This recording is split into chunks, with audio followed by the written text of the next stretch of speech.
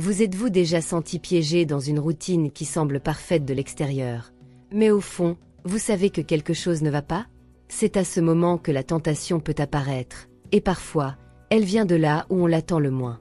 Dans la vidéo d'aujourd'hui, nous allons explorer la puissance de l'amour véritable et comment il peut surmonter même les moments les plus difficiles de solitude et de doute. Si vous traversez cela, je vous promets que cette vidéo vous offrira une nouvelle perspective et une solution à vos défis émotionnels. Transformons ensemble cette douleur en une opportunité de croissance. Je m'appelle Élise et j'ai 28 ans. Aujourd'hui, je vais partager une histoire très personnelle. Une histoire qui pourrait vous aider à réfléchir sur les choix que nous faisons dans la vie et sur la valeur de la connexion émotionnelle dans les relations. Mais avant de continuer avec l'histoire, êtes-vous déjà abonné à la chaîne? Si cette introduction a déjà éveillé votre curiosité, n'oubliez pas de cliquer sur le bouton d'abonnement pour ne pas manquer le reste de cette histoire et d'autres histoires que je vais partager. Maintenant, embarquons ensemble dans ce voyage. Depuis mon plus jeune âge, j'ai toujours rêvé d'un grand amour. Cette idée romantique de trouver quelqu'un qui me complète, qui soit à mes côtés dans toutes les situations, dans les joies comme dans les difficultés. Je voulais une relation basée sur le respect, l'admiration mutuelle, et surtout, l'amour véritable. Lorsque j'ai rencontré Marc, il semblait que tous ses rêves allaient enfin se réaliser. Nous nous sommes rencontrés lors d'un voyage avec des amis, lors de l'une de ces journées qui semblent sortir d'un film. C'était un après-midi ensoleillé, et nous étions sur une plage isolée. La mer, calme et bleue, reflétait le ciel clair, tandis que la brise douce de l'océan caressait nos visages. Marc parlait avec un ami commun lorsque nos regards se sont croisés. C'était comme si le temps s'était arrêté. Il m'a souri, et j'ai ressenti une connexion immédiate. Il avait une manière tranquille, presque introspective, mais en même temps, il dégageait une sécurité qui m'attirait. Nous avons commencé à parler, et à partir de ce moment, c'était comme si nous étions dans notre propre monde. Marc était drôle, intelligent, et partageait beaucoup des mêmes valeurs et rêves que moi. Nous avons passé le reste de la journée ensemble, à parler de tout et de rien à la fois. Lorsque le soleil a commencé à se coucher, peignant le ciel de tons orange et rose, je savais déjà qu'il serait quelqu'un de spécial dans ma vie. Dans les jours qui ont suivi, nous avons commencé à nous voir plus souvent. Nous sortions pour des promenades dans le parc, des dîners aux chandelles, et passions des heures à parler de nos rêves pour l'avenir. Chaque moment avec Marc était comme un nouveau chapitre d'une histoire d'amour que je ne voulais jamais voir se terminer. Il me faisait me sentir en sécurité, aimé, et surtout, valorisé. Il n'a pas fallu longtemps pour que nous devenions inséparables. Notre relation a grandi de manière naturelle et saine. Marc avait une manière unique de me faire sentir spécial. Il était le genre de personne qui mettait toujours les autres avant lui-même, et j'admirais cela chez lui. Lorsqu'il m'a demandé de l'épouser, c'était une nuit magique. Nous étions en voyage dans l'intérieur du pays, dans une petite maison de campagne que nous avions louée. Le ciel était incroyablement étoilé, et la seule lumière que nous avions était celle des bougies que nous avions allumées sur la terrasse. Il s'est agenouillé, a pris ma main et, avec un sourire timide, m'a demandé si je voulais passer le reste de ma vie à ses côtés. Je savais que c'était le moment que j'attendais depuis le jour où je l'avais rencontré, et sans hésiter, j'ai dit oui. Si vous avez déjà vécu un moment aussi spécial que celui-ci, partagez-le dans les commentaires. Je veux savoir comment s'est passée votre demande en mariage ou un moment qui a marqué le début de votre grand amour. Nous nous sommes mariés lors d'une cérémonie simple mais pleine d'amour, entourés de nos familles et amis les plus proches. Nous avons décidé que notre mariage serait quelque chose d'intime, centré sur nous deux et les personnes qui faisaient vraiment partie de nos vies. Ce fut une journée inoubliable, où chaque sourire, chaque larme de joie, semblait sceller le début d'une nouvelle aventure. Après le mariage, nous avons déménagé dans une petite ville du sud de la France. La ville avait un charme unique, avec ses rues pavées, ses maisons anciennes et ses places fleuries. Il y avait une tranquillité là-bas que je n'avais jamais expérimentée auparavant, une sensation que le temps passait plus lentement, nous permettant de profiter des petits moments de la vie. Au cours des premières années, notre vie était remplie d'amour et de complicité. Marc travaillait comme ingénieur civil sur un projet local, quelque chose qu'il adorait, car il avait toujours aimé construire et créer de nouvelles choses. Moi, en revanche, je travaillais comme enseignante dans une école de la ville, un travail qui me procurait une immense satisfaction. J'adorais voir la lueur dans les yeux des enfants lorsqu'ils apprenaient quelque chose de nouveau. Et savoir que je contribuais à leur avenir me remplissait de fierté. Nos routines se completaient. Je préparais le petit déjeuner tous les jours, tandis que Marc lisait le journal et me racontait les nouvelles. Le soir, il rentrait toujours à la maison avec un sourire, et je l'accueillais avec un dîner préparé avec amour. Les conversations pendant les repas étaient le point culminant de ma journée. Nous parlions de nos rêves, de nos plans pour l'avenir, et rions ensemble des petites choses qui se produisaient au quotidien. Nos week-ends étaient réservés à nous deux. Nous aimions explorer les environs, faire des randonnées dans les montagnes voisines, ou simplement passer la journée à la maison, à regarder des films et à cuisiner ensemble. Il y avait une paix dans notre relation, une sensation que tout était à sa place.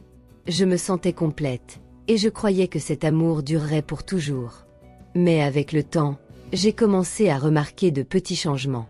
Marc était de plus en plus absorbé par son travail. Le projet qu'il dirigeait devenait de plus en plus complexe, et cela exigeait plus de son temps et de son énergie. J'ai commencé à remarquer qu'il rentrait plus tard à la maison, souvent épuisé, sans la même disponibilité qu'auparavant. Nos dîners sont devenus plus silencieux, et les longues conversations ont été remplacées par de brefs dialogues ou par lui s'endormant sur le canapé pendant que nous regardions un film. Avez-vous déjà traversé un moment où les choses ont commencé à changer dans une relation? Comment avez-vous géré cela? Laissez un commentaire et partagez votre expérience. Je serais ravie de la connaître. C'est dans ce contexte que Julien est entré dans nos vies. Il était un nouveau collègue de travail de Marc qui avait récemment déménagé dans la ville. Marc l'a invité à dîner chez nous, et c'est là que je l'ai rencontré. Julien était extraverti, drôle, et il est rapidement devenu une présence constante dans nos vies. Il avait une manière détendue, une facilité à se faire des amis, et il s'est rapidement intégré dans notre cercle d'amis. Julien était le genre de personne qui pouvait illuminer une pièce rien qu'avec sa présence. Il avait une énergie qui semblait contagieuse pour tous ceux qui l'entouraient. Lorsqu'il est arrivé en ville, il a apporté avec lui un souffle de nouveauté, quelque chose qui a bouleversé la routine à laquelle j'étais habituée. Il parlait de ses voyages, de ses expériences dans d'autres villes et pays, et je me trouvais fascinée par ses histoires. Il apportait une légèreté, une sensation de liberté qui contrastait avec le sérieux et le poids des responsabilités que Marc portait. Nos conversations coulaient naturellement, et il semblait toujours savoir quoi dire pour me faire sourire, surtout les jours où Marc était absent. Je me retrouvais à attendre ses visites, et cela m'inquiétait. Je savais que je cherchais en Julien l'attention et l'affection que Marc ne pouvait plus me donner. En même temps, je luttais contre ses sentiments, essayant de me convaincre que ce n'était qu'une amitié, quelque chose d'innocent. Après tout, j'étais une femme mariée et j'aimais mon mari. Mais il y avait quelque chose en Julien, quelque chose que je ne pouvais ignorer. Avec le temps, Julien a commencé à me rendre visite, même lorsque Marc n'était pas à la maison. Il disait qu'il passait par là pour discuter, prendre un café, ou simplement pour dire bonjour. J'aimais sa compagnie. Il comblait le vide que je ressentais lorsque Marc était occupé. Il semblait comprendre ce que je traversais, et nos conversations allaient au-delà du trivial. Nous parlions de rêves, de désirs et, finalement, des difficultés que je rencontrais dans mon mariage. Il écoutait attentivement, sans juger, et offrait des conseils qui me faisaient souvent réfléchir sur ma propre vie. Si vous avez déjà traversé une situation similaire, laissez un like à cette vidéo et partagez votre expérience. Votre histoire pourrait aider d'autres personnes qui traversent la même chose. Chaque jour qui passait, ma vie semblait se diviser en deux mondes distincts. D'un côté, il y avait ma vie avec Marc, une vie construite sur des années d'amour, de respect et de complicité. De l'autre, il y avait l'attraction croissante pour Julien, qui semblait offrir une nouvelle possibilité, quelque chose que je n'avais pas ressenti depuis longtemps, l'excitation de l'inconnu, la chaleur de la nouveauté. Mais cette division me rongeait de l'intérieur, et je savais que je ne pourrais pas maintenir cette dualité longtemps sans en subir les conséquences. Chaque fois que Julien venait chez moi, je me sentais prise dans un tourbillon d'émotions contradictoires. Lorsqu'il sonnait à la porte, mon cœur battait la chamade. L'anticipation de son arrivée, l'attente de nos conversations, tout cela devenait un soulagement momentané de la solitude que je ressentais lorsque Marc était absent. Mais, en même temps, cette même excitation était accompagnée d'une vague de culpabilité, Une conscience désagréable que je permettais qu'une ligne dangereuse soit franchie. Je me souviens d'un après-midi en particulier où le poids de cette dualité est devenu presque insupportable. Nous étions assis sur la terrasse, en train de boire un café que Julien avait apporté d'un petit café qu'il avait découvert en ville.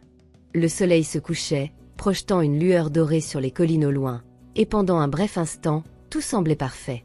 Julien racontait une histoire amusante de sa jeunesse, quelque chose qui m'a fait rire vraiment, quelque chose que je n'avais pas fait depuis longtemps. Mais ensuite, il s'est arrêté de parler et m'a regardé directement dans les yeux. Il y a eu un silence lourd, où les mots non dits flottaient dans l'air entre nous. Je pouvais sentir la tension grandir, comme une tempête sur le point d'éclater. Julien s'est penché un peu plus près, et pendant un instant, j'ai pensé qu'il allait m'embrasser. Mon cœur battait la chamade, ma tête tournait, et dans cet instant bref, j'ai ressenti un désir profond de me perdre dans ce moment, d'oublier tout ce qui était en jeu et de simplement me laisser aller. Mais, en même temps, une autre partie de moi, celle qui savait combien j'aimais Marc, a crié dans ma tête. L'image du visage de Marc, son rire, les moments que nous avions partagés ensemble, tout cela est remonté à la surface comme une encre me tirant vers la réalité. Je me suis légèrement éloignée, essayant de sourire pour dissiper la tension, mais le sourire n'a pas atteint mes yeux. Julien a semblé percevoir mon hésitation et s'est également reculé, l'expression sur son visage passant de l'attente à la compréhension. Ce qui a suivi a été une conversation que je n'aurais jamais imaginé avoir. Julien, avec toute sa sincérité, m'a demandé ce qui se passait entre nous. Il a dit qu'il ressentait quelque chose pour moi, mais qu'il ne voulait pas compliquer ma vie. Il voulait savoir si je ressentais la même chose, s'il y avait une chance que quelque chose de plus se développe entre nous. La question est restée en suspens, comme une épée divisant mon cœur en deux. Je voulais dire la vérité, je voulais admettre que oui, il y avait quelque chose là, quelque chose que je ne pouvais pas nier. Mais je savais aussi que, ce faisant, je trahirais tout ce que Marc et moi avions construit ensemble. La douleur de cette décision, de ce choix impossible, était comme un nœud qui se formait dans ma poitrine. J'ai regardé Julien, et pendant un moment, le poids de mes émotions m'a presque submergée. Je voulais pleurer, crier, fuir tout ce qui m'étouffait. Mais au lieu de cela, j'ai pris une profonde inspiration et lui ai dit que, bien qu'il y ait quelque chose entre nous, quelque chose que nous ne pouvions pas ignorer, je ne pouvais pas trahir Marc. Je lui ai dit que j'étais confuse, que j'étais blessée, mais que j'aimais toujours mon mari. Julien m'a écouté en silence, ses yeux montrant un mélange de tristesse et de compréhension. Il a lentement hoché la tête, comme s'il acceptait quelque chose d'inévitable. Ce soir-là, après le départ de Julien, je me suis assise dans le salon, dans le noir, essayant de traiter tout ce qui s'était passé. Le silence de la maison semblait plus lourd que jamais, et pour la première fois, j'ai ressenti l'impact réel de mes actions. Je jouais avec le feu, et je savais que, si je ne prenais pas de décision, je pourrais tout perdre, tout ce qui était le plus important pour moi. Les jours suivants ont été flous, remplis d'émotions conflictuelles. Pendant la journée, j'essayais de me concentrer sur le travail, mais mon esprit revenait sans cesse à ce moment sur la terrasse, au regard de Julien, aux mots que nous avions échangés. Le soir, lorsque Marc appelait pour dire qu'il allait bien, je ressentais une pointe de culpabilité, comme si je trahissais sa confiance simplement en étant proche d'un autre homme. Mais en même temps, il y avait une partie de moi qui aspirait à plus de ces moments avec Julien, à plus de cette attention qui me manquait dans mon mariage. Je savais que j'étais à un carrefour, et que le choix que je ferais n'affecterait pas seulement ma vie, mais la vie de tous ceux qui m'entouraient. Je me sentais piégée dans un piège que j'avais moi-même créé, et je ne voyais pas de sortie qui ne laisserait pas de cicatrices. Pendant ces nuits solitaires, j'ai commencé à réfléchir à ce que je voulais vraiment de ma vie, de mon mariage et de moi-même. Je me suis souvenue des vœux que Marc et moi nous étions échangés le jour de notre mariage. Nous avions promis d'être ensemble dans les bons et les mauvais moments, dans la santé et dans la maladie, dans la richesse et dans la pauvreté. Mais que signifiaient ces mots maintenant, face à la tentation et au doute? Notre amour était-il assez fort pour surmonter cette crise? Ou avais-je déjà trop avancé pour revenir en arrière?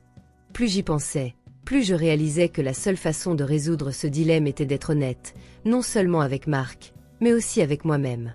Je devais comprendre d'où venaient ces sentiments pour Julien, ce qui manquait vraiment dans ma vie pour que je me sente si vulnérable à une nouvelle connexion. Je savais que, sans affronter ces questions de front, je ne trouverais jamais la paix que je désirais tant. Finalement, Une nuit où la tension en moi semblait insupportable, j'ai décidé d'écrire une lettre à Marc. Je me suis assise à la table avec une feuille de papier vierge et un stylo, et j'ai laissé mes pensées couler. J'ai écrit sur ma solitude, sur la distance que je ressentais avec lui, sur les conversations avec Julien et sur la douleur que tout cela me causait. Mais, surtout, j'ai écrit sur l'amour que je ressentais encore pour lui, sur mon désir de reconstruire notre mariage et de trouver un moyen de nous reconnecter. J'ai terminé la lettre les larmes aux yeux, mais avec un sentiment de soulagement que je n'avais pas ressenti depuis longtemps. Je savais que cette lettre serait le début d'une conversation difficile, mais nécessaire. Je savais que, s'il y avait un espoir de sauver notre mariage, je devais être ouverte et honnête sur tout ce qui se passait en moi. Si vous vous êtes déjà senti déchiré entre ce qui est juste et ce que votre cœur désire, partagez-le dans les commentaires. Votre expérience pourrait être un point de réflexion pour beaucoup d'entre nous.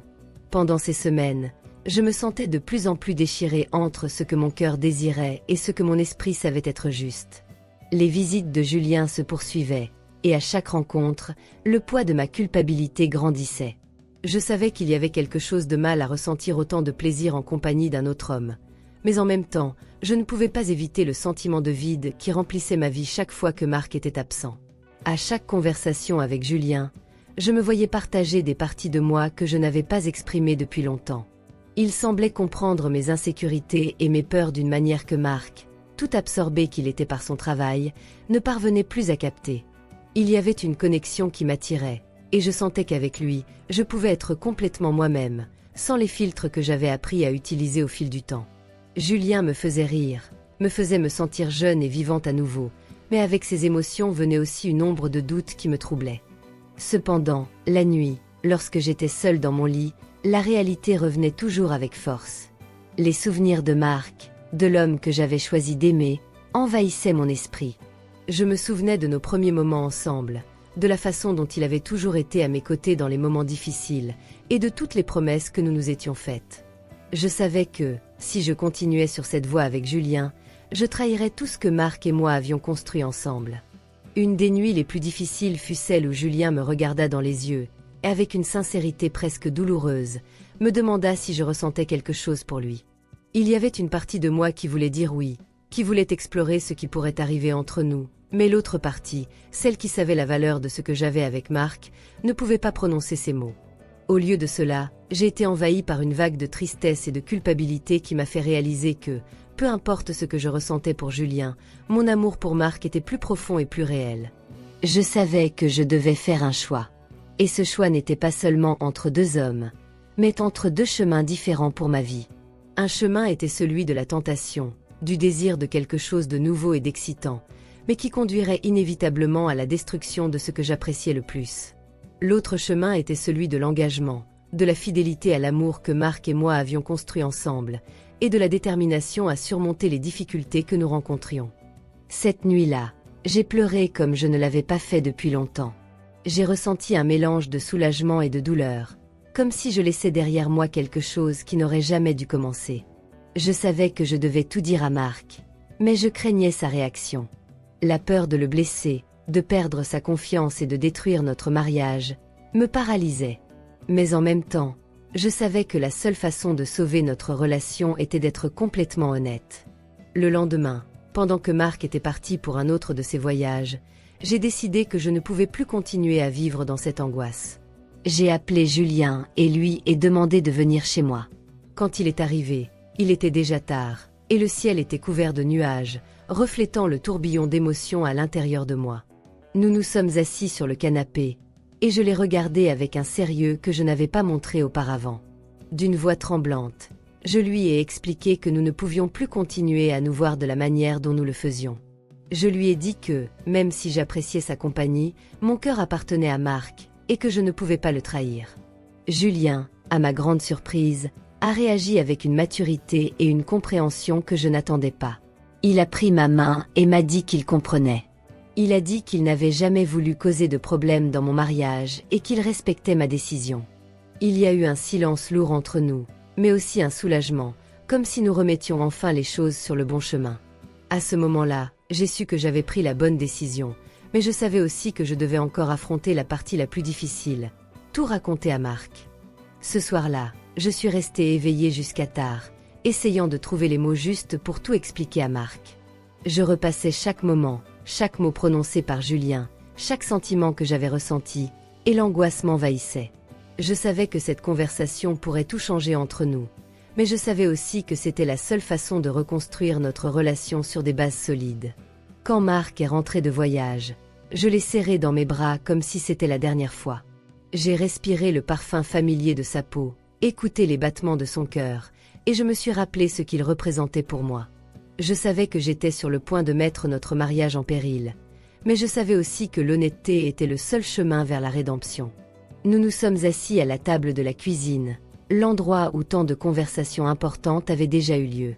Le silence était palpable, et je savais que je devais parler avant de perdre mon courage.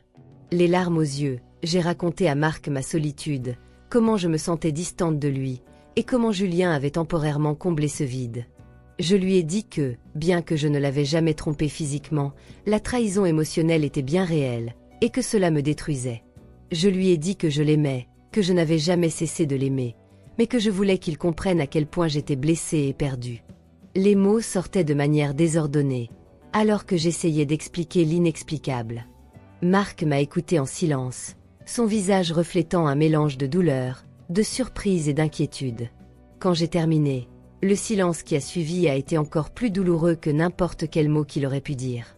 Je me suis préparée au pire, aux cris, aux accusations, à la fin de tout ce que nous avions construit. Mais, à ma grande surprise, Marc n'a pas réagi avec colère. Au lieu de cela, il a serré mes mains avec fermeté et d'une voix basse et contenue, m'a dit qu'il ressentait aussi mon absence, qu'il avait remarqué à quel point nous nous éloignions l'un de l'autre, mais qu'il ne savait pas comment changer cela. Il a avoué que, lors de ses voyages, il se demandait souvent s'il faisait le bon choix en se consacrant autant au travail et en s'éloignant de notre vie ensemble. Et là, dans ce moment de vulnérabilité partagée, nous avons tous deux réalisé qu'il y avait encore une chance pour nous, une chance de nous reconnecter et de reconstruire ce qui était en train de se perdre. Si cette histoire vous fait réfléchir à vos propres choix, n'oubliez pas de liker cette vidéo. Cela m'aide à continuer à vous offrir du contenu pertinent. Depuis lors, notre relation s'est renforcée comme jamais auparavant. Nous avons appris à mieux communiquer, à valoriser davantage le temps que nous passons ensemble, et à ne jamais considérer l'amour de l'autre comme acquis. Nous avons décidé de prendre des vacances ensemble, quelque chose que nous n'avions pas fait depuis longtemps. Nous avons voyagé dans un endroit paisible, où nous avons pu nous reconnecter, loin des pressions et des responsabilités du quotidien.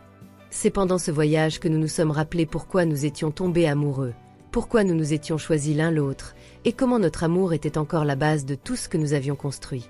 Julien a compris ce qui s'était passé, et respectueusement, s'est retiré, tout en préservant notre amitié, mais en laissant l'espace nécessaire pour que Marc et moi puissions reconstruire notre connexion. Il a déménagé dans une autre ville, acceptant une nouvelle opportunité de travail, et depuis, nous ne nous parlons que rarement. Je ne garde aucune rancune, au contraire, je lui suis reconnaissante de m'avoir fait voir ce qui comptait vraiment. Un autre aspect qui a été fondamental dans notre parcours de réconciliation a été le soutien mutuel. Marc et moi avons compris que, pour que notre relation prospère, nous devions être des alliés l'un pour l'autre, et non des adversaires. Nous avons cessé de voir les problèmes comme quelque chose qui nous séparait et avons commencé à les considérer comme des défis que nous pouvions surmonter ensemble. Ce changement de perspective a fait toute la différence. À partir de cette expérience, nous avons compris que l'amour est un choix quotidien. Ce n'est pas quelque chose qui arrive simplement ou disparaît, c'est quelque chose que nous cultivons par nos actions, nos paroles et nos pensées. Chaque jour, nous choisissons de nous aimer, de nous respecter et de nous soutenir, en sachant que c'est la base d'une relation durable et heureuse. En outre, notre expérience m'a appris l'importance de chercher de l'aide quand c'est nécessaire.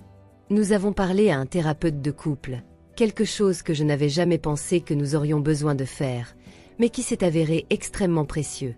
Avoir un espace sûr où nous pouvions exprimer nos sentiments sans crainte de jugement nous a aidés à mieux nous comprendre nous-mêmes et l'un l'autre. Parfois, nous avons besoin d'une perspective extérieure pour voir ce que nous ne pouvons pas voir seuls. Si vous croyez que l'amour est un choix quotidien, partagez cette vidéo avec quelqu'un qui a besoin d'entendre ce message. Et n'oubliez pas de vous abonner à la chaîne pour plus d'histoires et de conseils sur les relations. Enfin, je veux adresser un message à tous ceux qui regardent. Ne renoncez pas à l'amour. Même lorsque les choses semblent difficiles, même lorsque vous êtes tenté de chercher à l'extérieur ce qui vous manque à l'intérieur, rappelez-vous que le véritable amour en vaut la peine. Il exige du travail, oui, mais c'est un travail qui récompense par une connexion profonde et durable, capable de surmonter n'importe quel défi. Après tout ce que nous avons vécu, j'ai réalisé que le véritable amour ne se résume pas aux moments heureux et faciles. Il s'agit de la façon dont nous gérons les difficultés, comment nous faisons face aux défis, et surtout, comment nous choisissons de rester aux côtés de celui que nous aimons, même lorsque les choses ne sont pas parfaites. Dans les moments les plus difficiles, il est facile d'être tenté de chercher du réconfort à l'extérieur de la relation. La nouveauté, l'attention de quelqu'un de nouveau, peut sembler être une solution rapide à la solitude ou à la frustration que nous ressentons. Mais j'ai appris que c'est une solution illusoire. La véritable force d'une relation réside dans la capacité des deux partenaires à regarder à l'intérieur et à se reconnecter, même lorsque cela semble difficile. Marc et moi avons appris, de la manière la plus difficile, que la communication est la base de toute relation durable. Nous avons réalisé que nous avions cessé de communiquer de manière ouverte et honnête, et cela avait créé un espace entre nous que d'autres pouvaient remplir. Cependant, au lieu de permettre à cet espace de nous éloigner, nous avons décidé de travailler ensemble pour l'éliminer. Nous avons recommencé à nous consacrer du temps l'un à l'autre, à nous écouter sans jugement, et à apprécier les petits moments qui, au final, sont les plus importants. Une autre leçon cruciale que j'ai tirée de cette expérience est l'importance de ne pas idéaliser la relation parfaite. Nous sommes tous humains, et cela signifie que nous faisons des erreurs, nous avons des doutes et, parfois, nous ressentons un manque. Mais cela ne signifie pas que l'amour est terminé, ou que nous devons chercher à l'extérieur ce que nous avons déjà en nous. J'ai appris que le véritable amour est imparfait, mais c'est précisément dans ses imperfections qu'il se renforce. L'une des choses les plus importantes que Marc et moi avons faites a été de retrouver les souvenirs qui nous ont unis au début. Nous rappeler pourquoi nous étions tombés amoureux, ce qui nous avait fait nous choisir comme partenaires de vie, nous a aidés à reconstruire la base de notre relation. Revisiter ces moments nous a donné la force et la motivation de travailler ensemble sur notre relation et la compréhension que, parfois, nous devons redécouvrir l'amour qui existe déjà, plutôt que de chercher quelque chose de nouveau. J'ai également appris qu'il est essentiel de se pardonner à soi-même. Pendant longtemps, je me suis blâmée d'avoir laissé les choses arriver à ce point. Mais la vérité est que nous sommes tous vulnérables, et l'important est de savoir comment réagir lorsque nous réalisons que nous sommes sur la mauvaise voie. La capacité de me pardonner à moi-même et à Marc pour nos erreurs nous a permis d'aller de l'avant et de reconstruire notre connexion. Aujourd'hui, je peux dire que notre amour est plus fort que jamais, car nous avons traversé une épreuve difficile et en sommes sortis plus unis. Nous savons que nous ne sommes pas parfaits, mais nous sommes déterminés à continuer à grandir ensemble, à apprendre de nos erreurs et à célébrer nos victoires, si petites soient-elles. Notre voyage dans un endroit paisible a été un jalon dans ce processus de guérison et de reconnexion. Être loin de tout, juste nous deux, nous a permis de nous reconnecter avec l'essence de notre relation, loin des distractions et des pressions du quotidien. Julien a été un catalyseur de cette transformation. Bien qu'il ait initialement représenté une tentation, il est finalement devenu le miroir qui a reflété ce qui manquait vraiment dans notre relation. Sa présence nous a paradoxalement aidés à voir ce que nous devions changer pour sauver notre mariage. C'est pourquoi, au lieu de ressentir de la colère ou du ressentiment, ce que je ressens, c'est de la gratitude pour le rôle crucial qu'il a joué à ce moment de nos vies. Et vous, avez-vous déjà vécu une situation où vous avez dû redécouvrir l'amour dans votre relation? Laissez un commentaire pour raconter votre histoire. Votre expérience pourrait aider beaucoup de gens à retrouver le chemin de l'amour véritable. Merci d'avoir suivi ce voyage avec moi jusqu'à la fin. Si cette histoire a touché votre cœur, abonnez-vous à la chaîne pour continuer à recevoir plus de contenu comme celui-ci. Et rappelez-vous, le véritable amour trouve toujours un chemin.